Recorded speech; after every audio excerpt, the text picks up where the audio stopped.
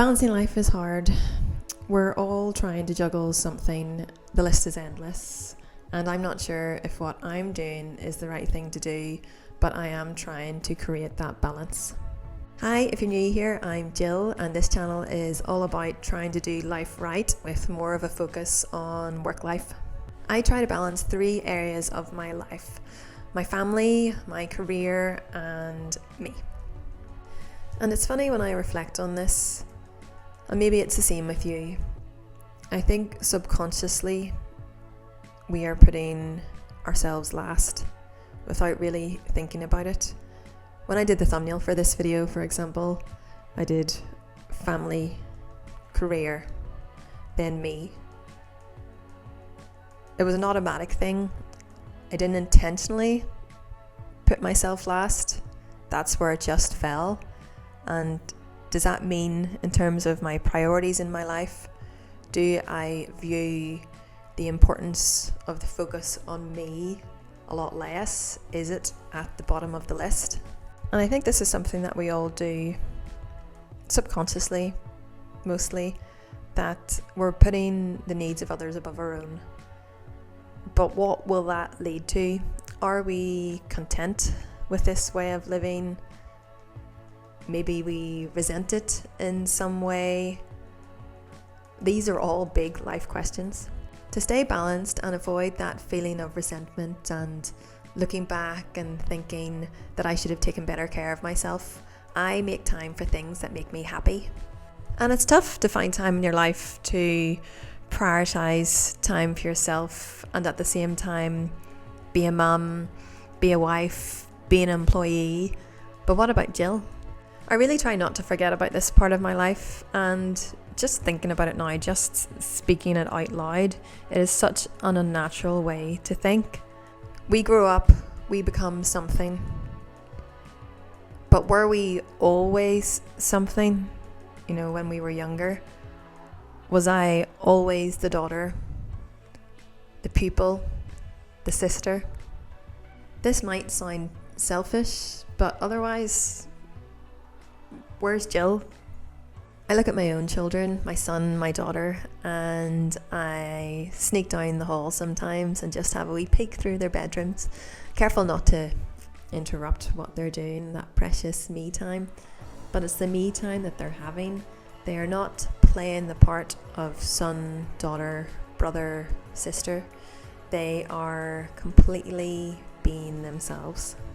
And it's an incredible blessing to be in that position where you're the first person your children think of whenever they wake up, when something happens and they want you. And nobody should ever take such a feeling, such a love, to be demanded in that way for granted.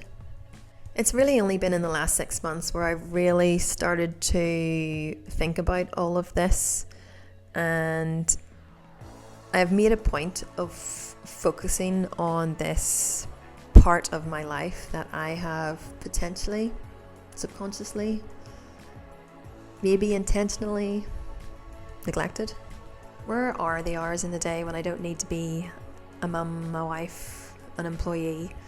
They're in the morning before everybody else wakes up.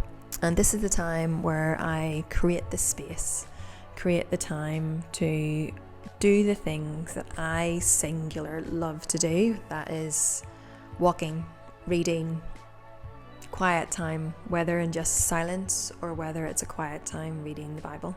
I naturally wake up early to the sound, the loud sound, mind you, of the birds that roost in the trees right outside our bedroom window. And it's at this time I force myself up now to get up. Otherwise, because I wake up early, I could easily stay in bed if I wanted. But now I am getting up, and this is the time when I do these things. So if it's dry, I'll be out of the house before 6:10 and do a walk around the local countryside. 25 minutes, 2.3 kilometers. It's great. If it's wet, well, then I focus more on meditation and reading, and I would get in an extra 15-20 minutes of reading that day. And it's such a lovely way to wake up and have that quiet space in the house, complete silence, and just reading a book. I love that. There's of course more that I would love to do, but time is finite. There's only so many hours in a day, and I would love to ride my bike more. I've written 3 chapters of a book about something that happened 5 years ago, a personal bereavement that my wider family and I are continuing to process, and that is something I would love to get back to as well.